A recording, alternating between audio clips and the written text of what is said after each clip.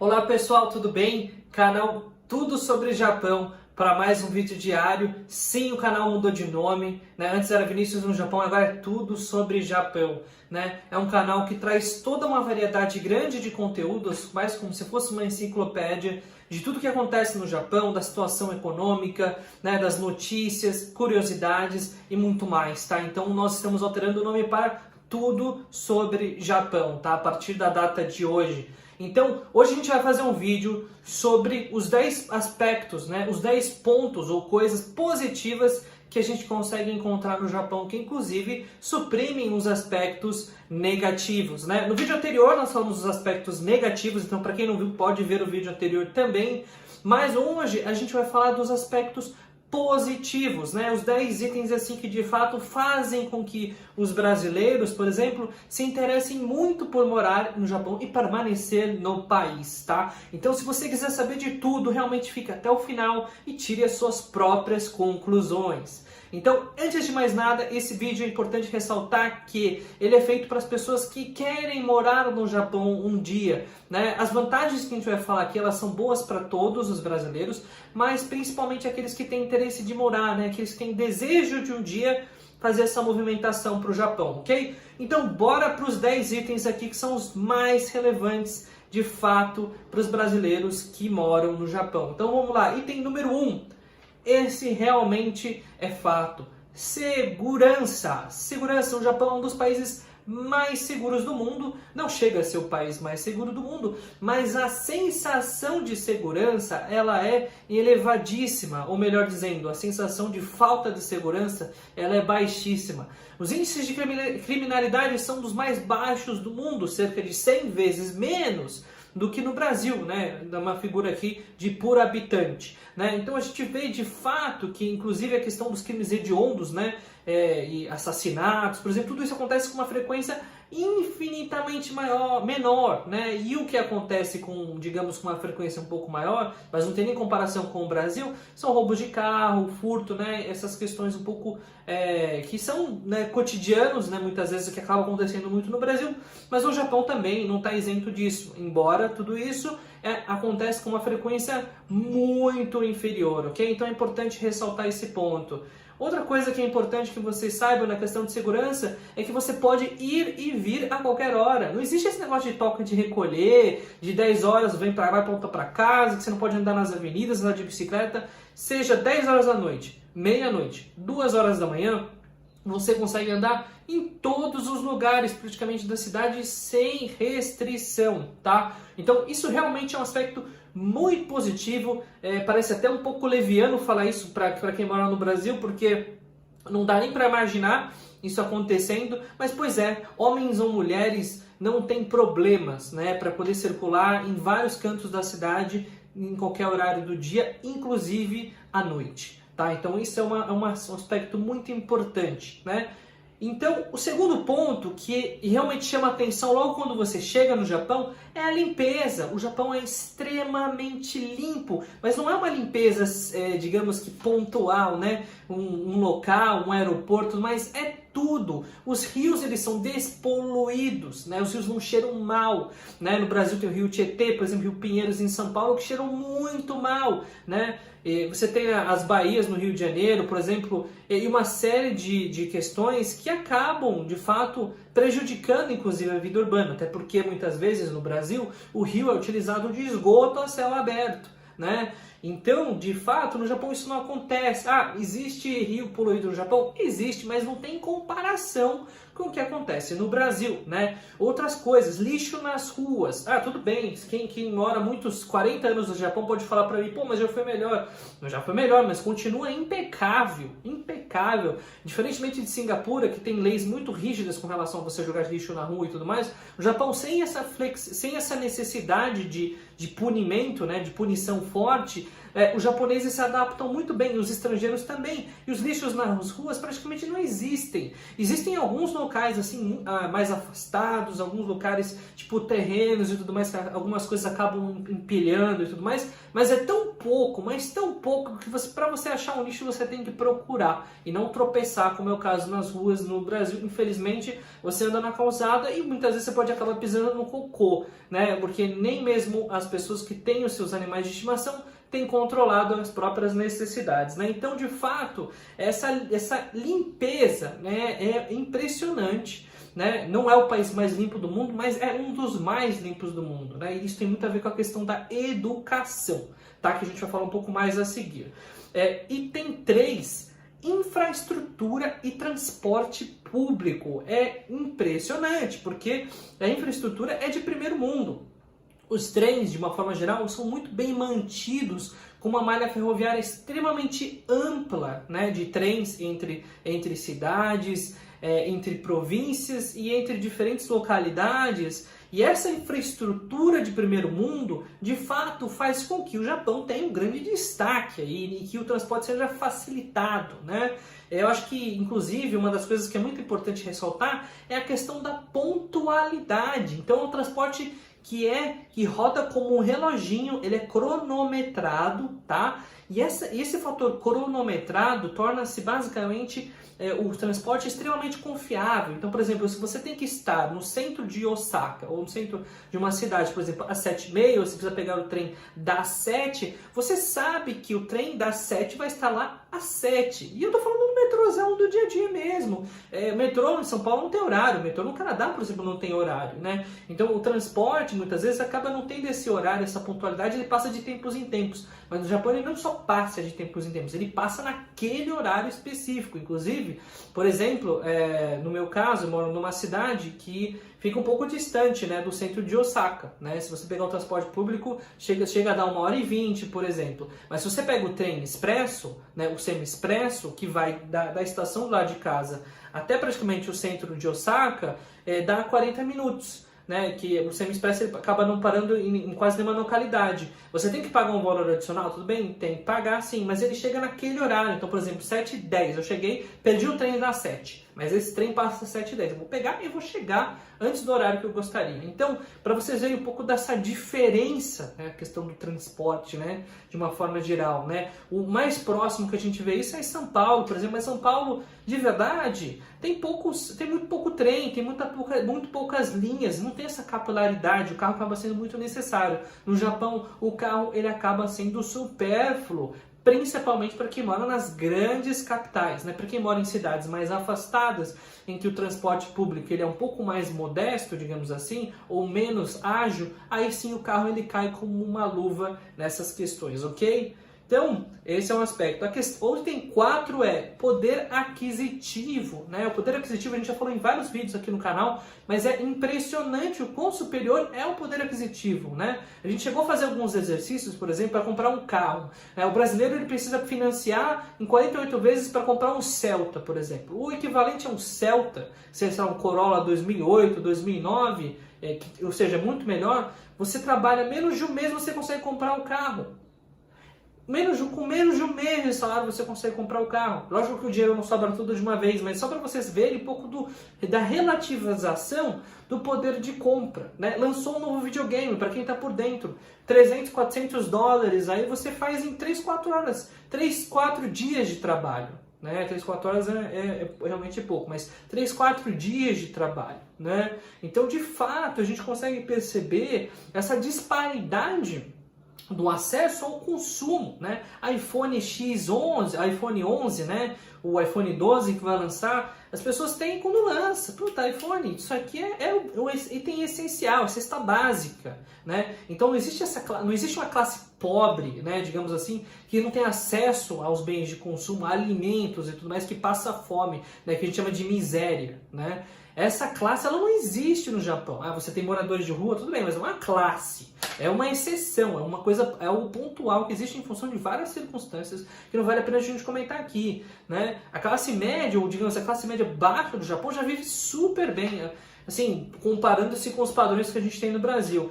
Então, de fato, o poder aquisitivo ele é muito grande. E a sociedade, diferentemente no Brasil, que ela é muito vertical, ou seja, tem um ricaço e muita gente pobre, né? O Japão é um pouco mais horizontal, né? As pessoas são mais iguais. Então, não existe esse negócio, eu tenho amigo rico, amigo pobre, amigo isso, eu interajo com todas essas pessoas. As pessoas são meio que iguais lá no Japão. 90% da população, ela ganha entre uma determinada faixa salarial e coloca as pessoas em situações de vida muito parecidas, tá? Então, esse é um ponto aqui importante de comentar.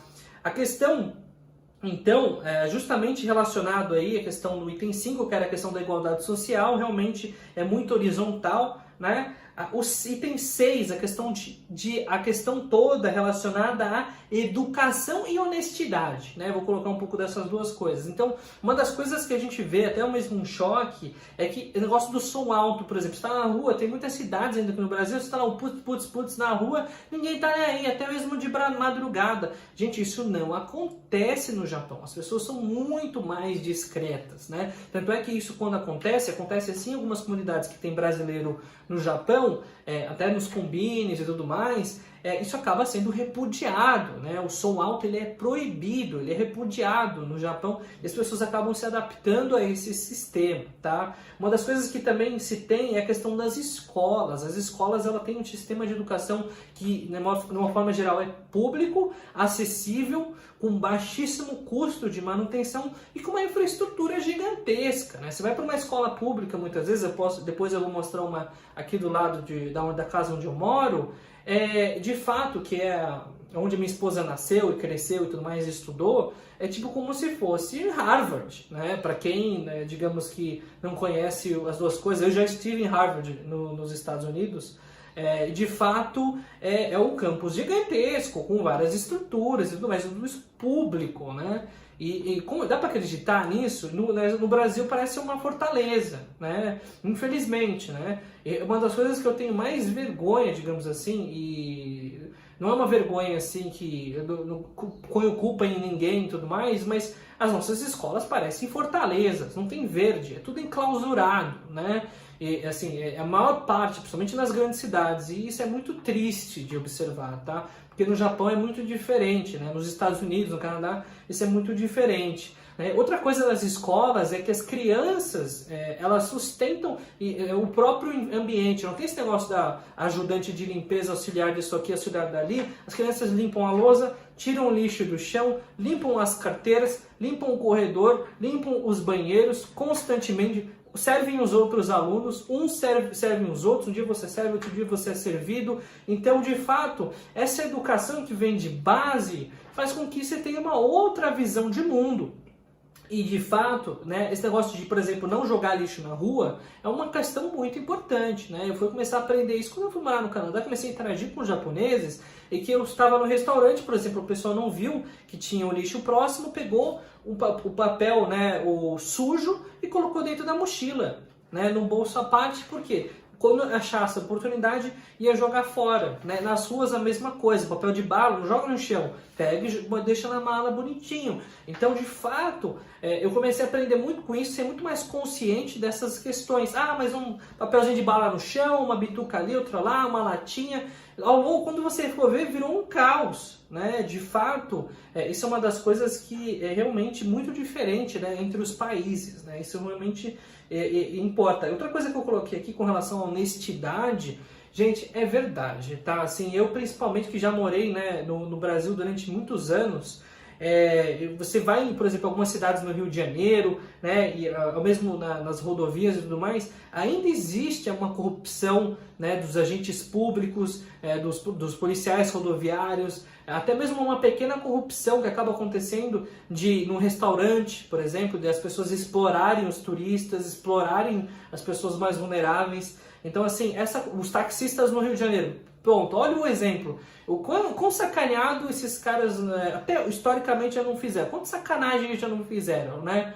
É uma categoria, assim, péssima, né? Eu já fui sacaneado no Rio de Janeiro, assim, já esqueci quantas vezes no táxi do Rio de Janeiro. Acho que eu devo ter cara de bobo, mas ter cara de bobo ou não, isso não importa, gente. Você não pode ser explorado desta forma, né? E no Japão tem essa história de exploração nenhuma, né? Não que outros países do mundo não tenham, mas no Japão não tem essa história, não tem vez para ser explorado, tá? O troco vai vir bonitinho, jeitinho que vem pro japonês vai vir para você, porque ninguém fica pensando nessa história de ficar enganando uns aos outros, né? Então isso é uma coisa muito importante para vocês saberem, né? A questão, item 7, a questão da gastronomia. A gastronomia, pra gente falar, não, mas eu vou sofrer no Japão, não sei o que, blá, blá, blá. Gente, nada a ver. A gastronomia dá de 10 a 0, eu acho que na maior parte dos países do mundo. Você consegue comer qualquer tipo de comida que você puder imaginar. Você fala, não, mas São Paulo tem italiano, tem francês, tem espanhol, sabe? No Japão tem 10 vezes mais do que você puder imaginar, né? E, inclusive com uma qualidade superior, né? Inclusive melhor do que nos países de origem. Então, para quem acha que não vai encontrar comida no Japão, que vai ter que se adaptar e vai sofrer, tá totalmente enganado. E aí, para quem gosta de comida japonesa, vai adorar, né? Porque realmente se oferece, por exemplo, os combines. A praticidade que se oferece nos combines é impressionante. A variedade que você encontra de comidas prontas ali, né, processadas ou não, né, você consegue encontrar grandes variedades. Então e tudo isso pronto 24 horas por dia, 7 dias por semana. E isso de fato é muito bom, né? Então o Japão nesse caso para mim é um paraíso, né? Muito pelo contrário do que muita gente acha que vou ter que me adaptar aquelas comidas japonesas que eu não gosto, tudo mais. Não tem nada disso. Muito pelo contrário, muda radicalmente a sua opinião porque a realidade é completamente diferente, tá? Item 9, a questão da saúde. A saúde ela é horizontal para todos, né? Existe sim um desconto dentro da sua folha de pagamento relativo à questão da saúde, mas você tem acesso pleno ao sistema de saúde e odonto e também à farmácia, né? Então tudo que vier, por exemplo, é como se fosse um convênio que cobre saúde, odonto e farmácia, né? Com uma coparticipação baixa, mas que você tem de fato acesso pleno ao sistema de saúde para você ir quando você quiser e muitas vezes você nem pega a fila, né? Então de fato é algo muito bom, né? É um convênio, assim, digamos que de primeiro nível, se a gente fosse comparar com a saúde suplementar, né? O privado no Brasil, de primeiro nível não é o SUS, gente. Não é o SUS que a pessoa fica esperando horas e horas para entrar e para ser atendido e quem sabe vai ser atendido. Eu já fui no SUS, gente. Eu já fui em vários hospitais da rede pública do Brasil e no pronto-socorro você fica 4 horas para ser atendido. E eu não estou falando de momentos aí de epidemia. Na realidade, você fica 4 horas para ser atendido. E não é porque tá cheio de médico, tá cheio de pessoas. Quando você vai no pronto-socorro, por exemplo, tem 40 pessoas e um médico. É isso, a oferta e a demanda não estão se ajustando, né? Isso não acontece no Japão, né? Realmente, e tem um dentista a cada esquina. Inclusive, para quem não sabe, um dado curioso, tem mais dentista do que combine no Japão, acredite se quiser. Pois é, se tem um combine a cada quarteirão, então a cada quarteirão tem um dentista também. Para quem não sabia, lógico que eles não estão atendendo em clínicas próprias como se fosse do lado do combine, mas eles estão distribuídos entre várias clínicas e vários locais, mas esse é um fato. É uma realidade, não tem nada de distorcido com relação a esse assunto. E vamos para o item 10 que eu gosto muito e coloco os brasileiros, sempre colocou, acho que historicamente, os brasileiros em uma tremenda desvantagem, né? Apesar de mais caro, o serviço de internet é extremamente confiável, né? O negócio da fibra ótica e tudo mais, a velocidade é muito superior, tá? Porque o que acontece? No Brasil, fala, não, mas eu entrego, minha internet é 100 megas, né? 200 megas e tudo mais, mas a operadora se compromete a entregar 3% dessa velocidade. Você não usufrui disso na prática, inclusive com os limites recentes de utilização, rapidinho você já começa a trafegar aí com uma velocidade lenta. Não dá para fazer YouTube, não dá para postar vídeos em 4K, não dá para fazer nada direito no Brasil ainda, né, por conta dessa questão das limitações de infraestrutura, né? Então, de fato, esses itens aqui, eles colocam, reposicionam o Japão de forma muito atraente e acabam suprimindo qualquer tipo de dificuldade e problema que vocês possam ter, né, que até o conteúdo que eu recomendo vocês assistirem o outro vídeo, que fala de 10 aspectos ruins. Realmente, assim, um resumo dos 10 itens aqui, para mim, a segurança, ela é muito importante, né? Por exemplo, até depoimentos de pessoas no Rio de Janeiro que tinham que ficar se preocupando com bala perdida. Gente, no Japão você não vai se preocupar com nada perdido. Você não vai se preocupar com alguém furtando o seu colar, o seu relógio, o seu anel, o seu celular. Você tem paz de espírito, né? Eu, por exemplo, no Brasil, a última vez que eu fui, recentemente, inclusive, a turismo, eu tive meu celular roubado. Eu estava chegando num restaurante, tinha acabado de descer do carro e simplesmente chegou um motoqueiro, com inclusive um negócio do iFood, e me pediu para passar o celular com uma arma na mão.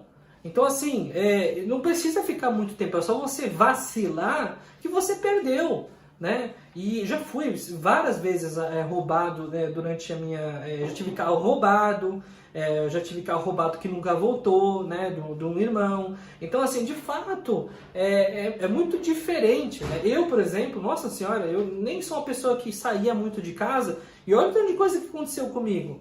Então, de fato, gente, assim, é impressionante. Outra coisa aqui que até na questão da limpeza que eu queria ressaltar, que eu até esqueci de falar, é tudo muito limpo, né? Você vê, por exemplo, no Brasil, tá tudo pichado, né? Assim, é impressionante, qualquer canto, qualquer janela, qualquer fresta tá pichado, imundo, né? É lixo com pichação, com sujeira, tudo acumulado. Realmente é uma paisagem, mais a poluição, que acaba tornando a cidade muito desagradável, né? Eu tô falando dos grandes centros aqui, especialmente São Paulo, que foi a cidade da onde eu vim, a cidade onde eu nasci e onde eu fui criado, tá? Então, gente, esse foi o conteúdo de hoje. Espero que vocês tenham gostado. Se você gostou, já deixa o seu like, comenta aqui embaixo, deixa o seu suporte, compartilhe esse vídeo com seus amigos e faça com que o nosso canal chegue cada vez mais a mais pessoas que possam também se informar e conseguir ter a sua própria opinião sobre esses assuntos relacionados ao Japão.